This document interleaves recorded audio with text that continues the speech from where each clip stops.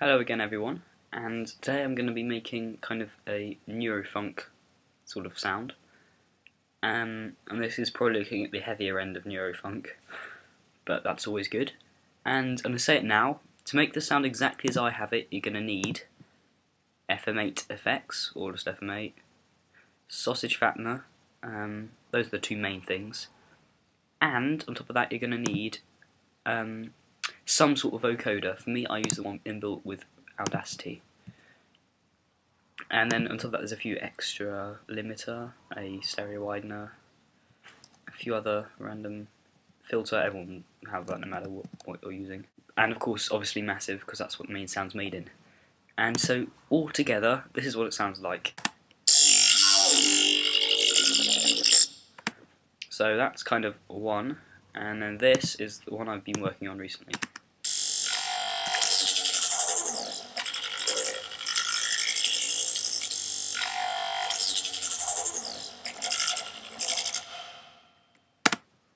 So that's from a song I'm making right now. And I'm going to be making one from scratch. Well, kind of. So let's delete all that, create a new track, and load up wherever I put it.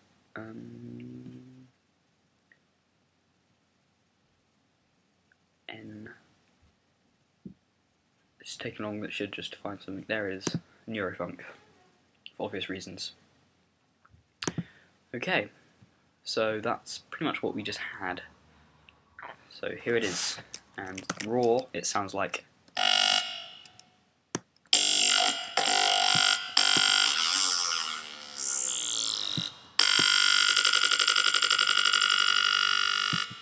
So that's the raw sound by itself. Okay, so yeah, first oscillator, and if you've been looking around for any other sort of things on this, you'll find they're often always made in cicada or lunacy. I have an old version, so I'm using cicada here. And now I'm going to turn everything else off so you can hear what it sounds like raw. As a result, it will be incredibly quiet. So, there we are. So that's Seeker by itself. The wavetable position is on 2 o'clock, intensity on kind of like 9 or 10. It's on bend minus, and the amp is halfway. But as you will see, it's being. I'll talk about it later. Make sure the pitch is on 24, and like all of them, there'll be macro 2 on the pitch, all of them going up 12 or thereabouts in the mod case. Right, then you've got these next two, which are two very boring saw waves. So square saw, the first one.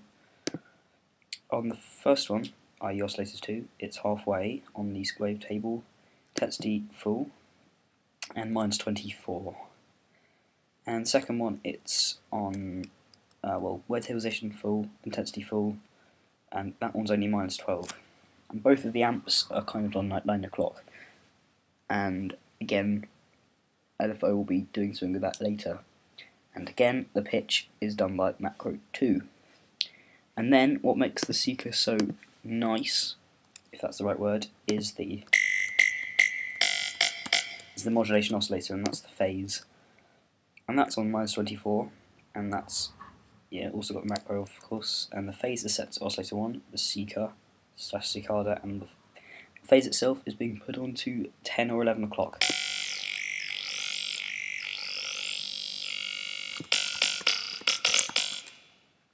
So, altogether, your oscillators sound like that.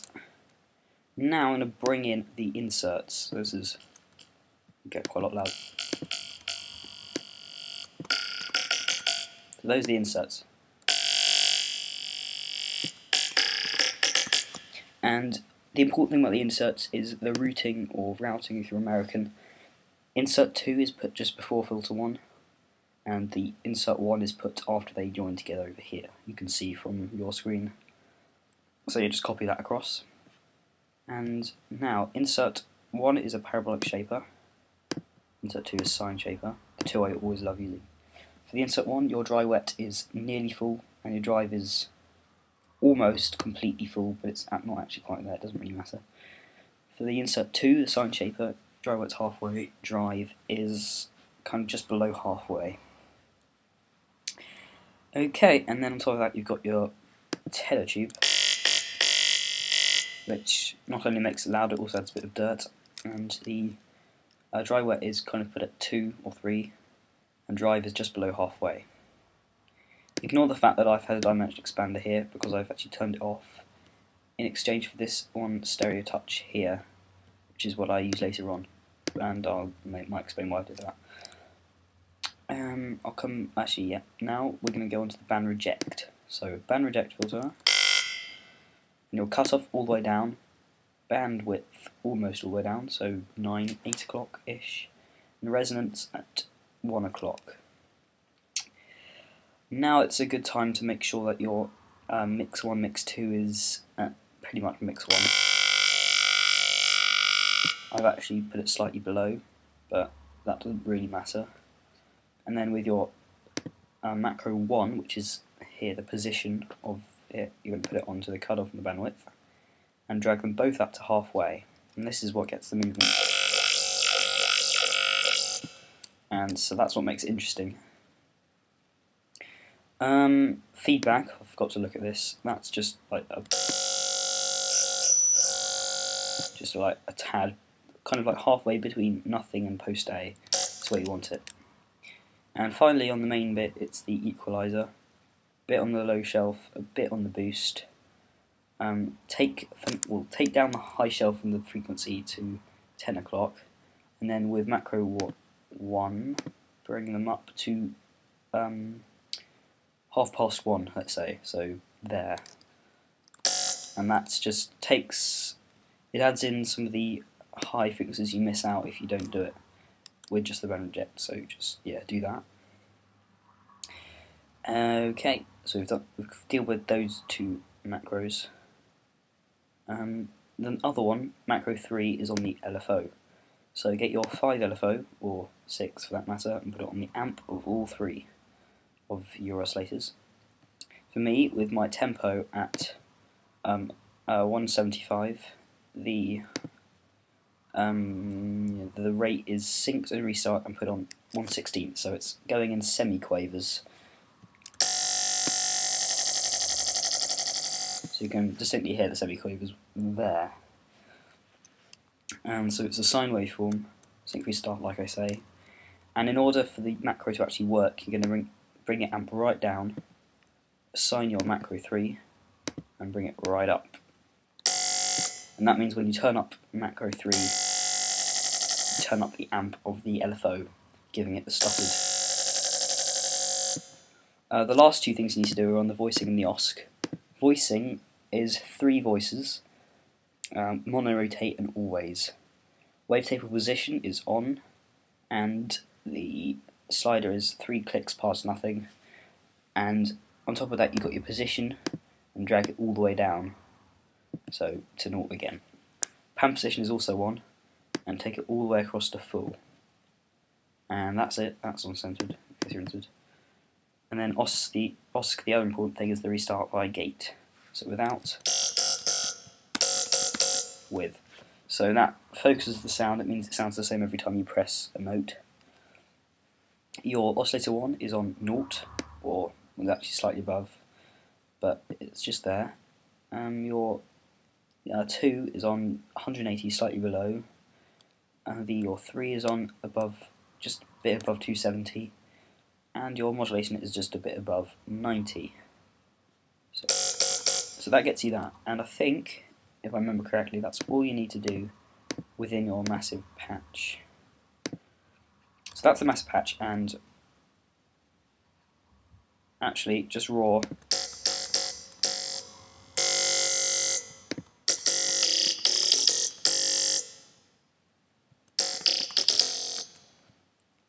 The processing doesn't do much to it, as you will have heard. So, what you need to add on is the FM8 FX. And I did warn you will need this at the start, so you can't be all annoying about it. But the important thing about FM8 FX is, which a lot of people forget, is that if you're going to use it, you have to route the input to the output, otherwise if I don't do that and turn that off, no sound and I'm pressing a note. So make sure when you're on your FM matrix that you've moved that to 100.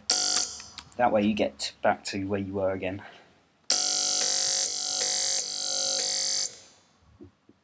And that's all you need to do there. Make sure you take off the F, which is like that for now. Take that off, turn it off just in case. Master, you don't need to do anything here. But what I would recommend is that on your output and input levels here is that you bring them down a bit, because the effects do actually turn the volume up quite drastically. So you compensate for a bit by bringing that down to 47 and that up to 94, or whatever they started on. So make sure you feel that. And as the name suggests, the important bit is the effects section. Cabinet for one, and that's. And for the sake of seeing what difference it's making, I'm going to bring my amount all the way up. So now you can definitely see what it's doing to the sound. So cabinet, obviously, like I say, and the type is the Tweed Alkino Far 4x10. I don't actually know what that means, but I know it's some kind of guitar amp distortion thingy. And a word of advice, if you're not using FM8 FX, then for GarageBand use this thing called Combo, and if you can probably use the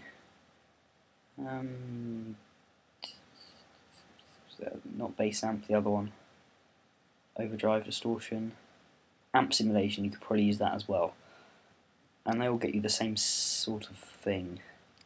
But anyway, moving on, size is all the way up to 50, air is all the way up to 100, bass is on 10, treble is on 15. Apologies for having to rush quite quickly, but this will literally take half an hour. Shelving is a bit of a boost on the bass, and that's just because we lose quite a lot out from the original sound, so especially with the cabinet on top of it. Volume on 50, and lastly you've got a phaser, rate on nothing, both inverted and synced, although that's pretty much irrelevant because the rate's on 0. 4 notches, colour is on 3, those are still on the default, rotate nothing, and the dry weight on 38.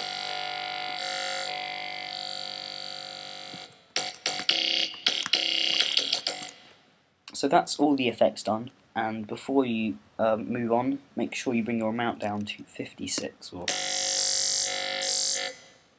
the amount's effectively a dry wet mix kind of control, and I don't want it all processed, I only want about half of it, so bring that to 56, which is exactly where it was, and that's FM8 FX. Now the next important thing is this, the Sausage Fat Note. It's a brilliant plugin, get it, just get it, and this is just going to add meat to absolutely anything you put it on, so meat if you get the pun there, but yeah. And the fatness you're going to put on about 50, bit above for me, colour is all the way up, and gain leave it at 0. So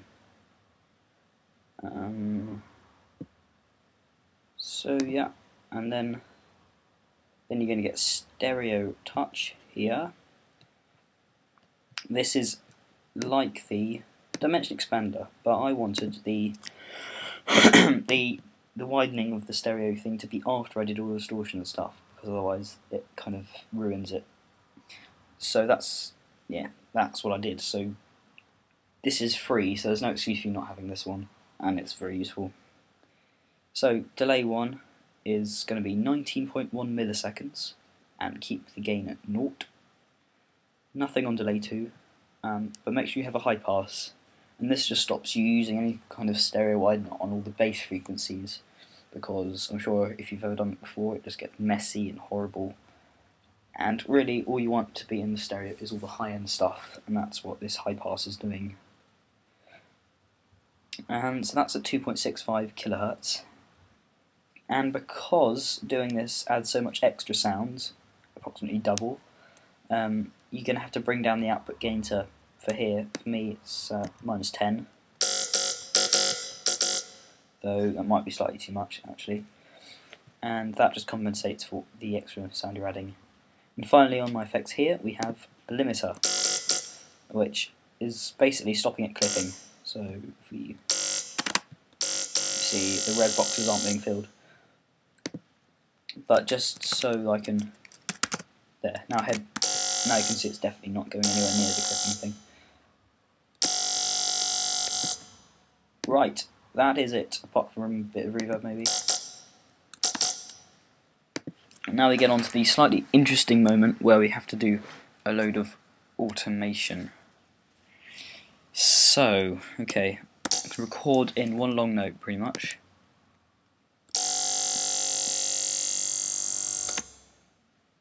Right, that's what I've got. It's going to last 2 bars long.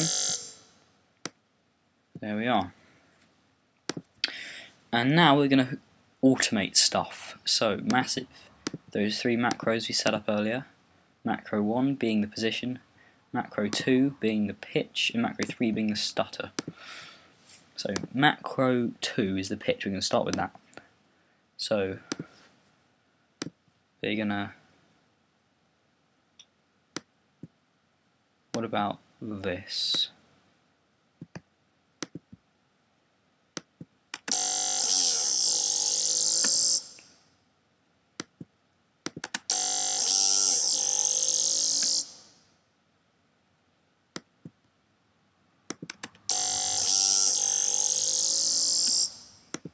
And just as a bit more, put it there.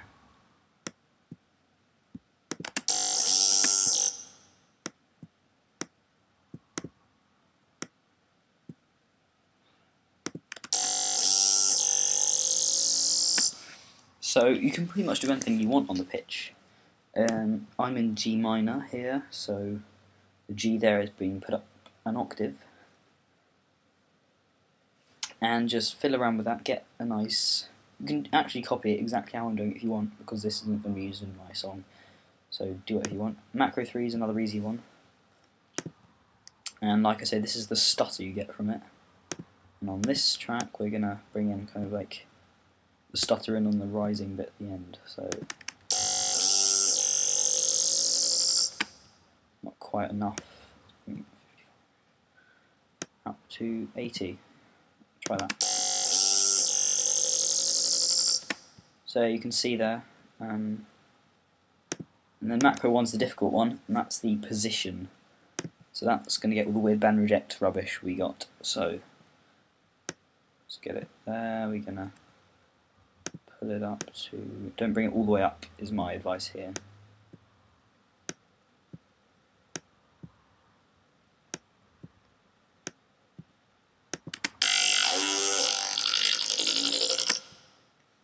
Should work better going down, but you can hear it's got already way more interesting. Bit more from that, and maybe, yeah.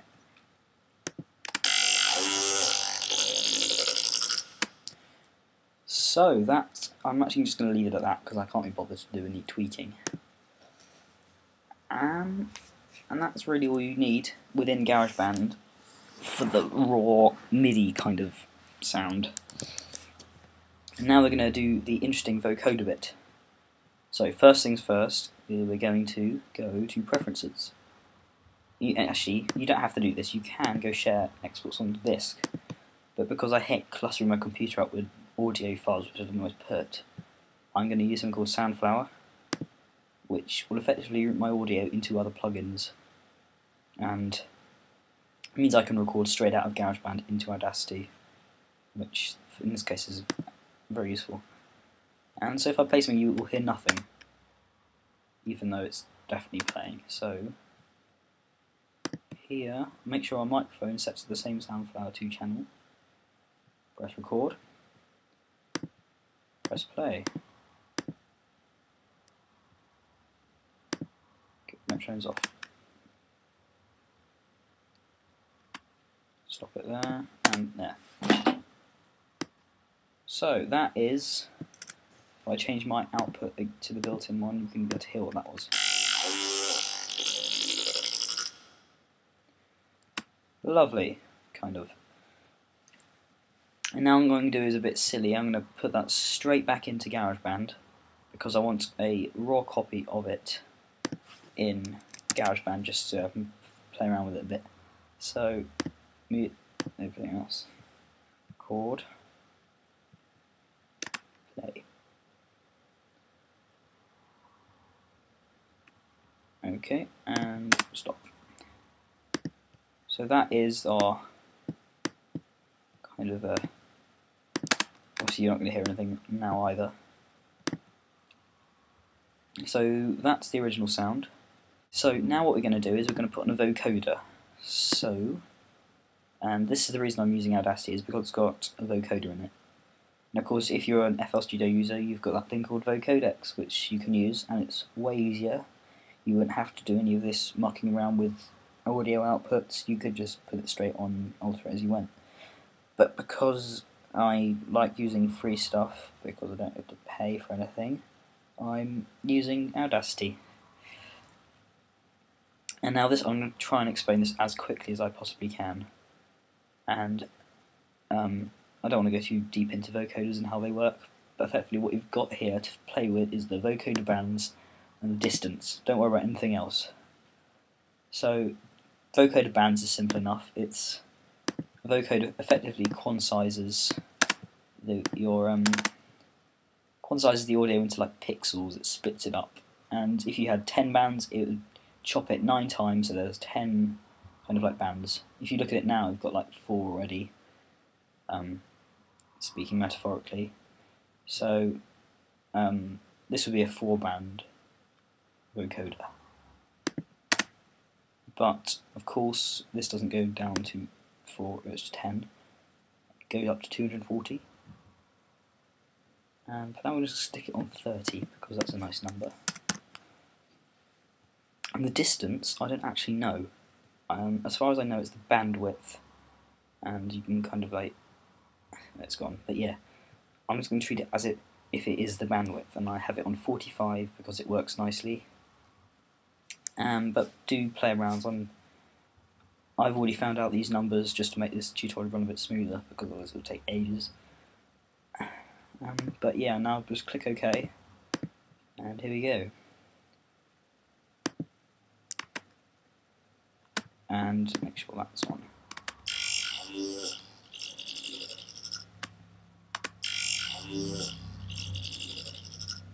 So you see you get this quite nice sound out of it. And now what I'm going to do is I'm going to normalise that.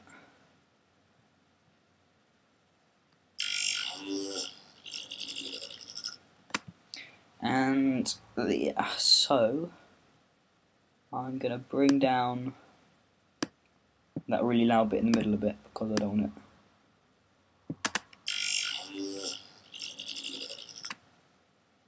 And the beginning bit.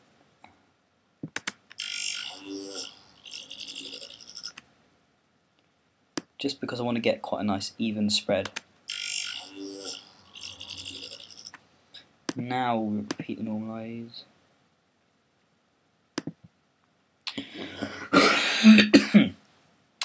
Right, now what we're going to do is we're going to put the output to the Soundflower again. We're going to record it into another track here. And take that, okay. Record. And play.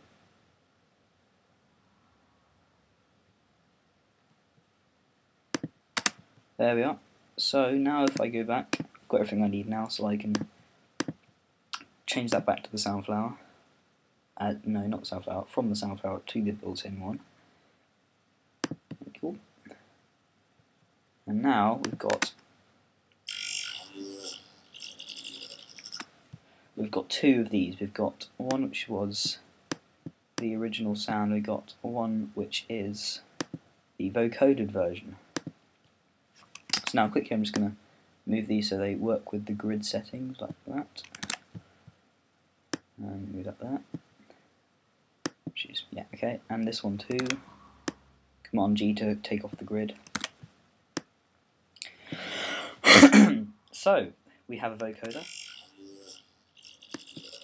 Might turn it up a bit. In fact, turn it up a lot. And I've also got a standard, what it was before. So yeah, and now that got that, we're now going to put in some. Why did I wait? Yeah, this one's the. So now what we're going to do is on the original one, we're going to put on that distortion soft flattener thing again, because it's incredibly useful.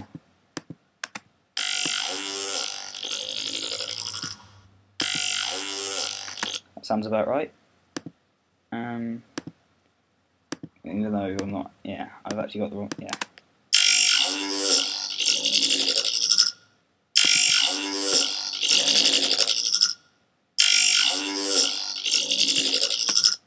Yeah, that's the vocoded one, and this is the non-vocoded one.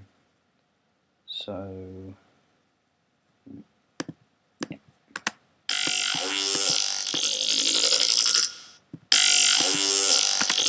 So there we are, we've got two of these now. We've got vocoded and non-vocoded.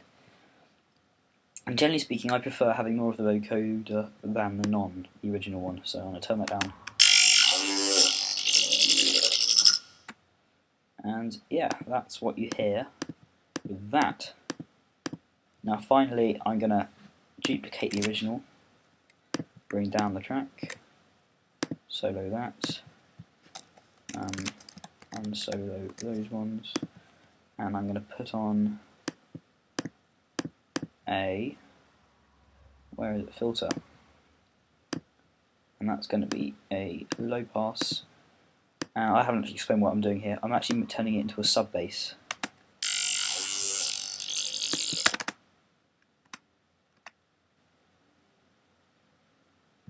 So you won't be able to hear that, but I'm just having it anyway because I'm going to just render a preview of the sound to play at the beginning. And then played all together, that is the finished sound.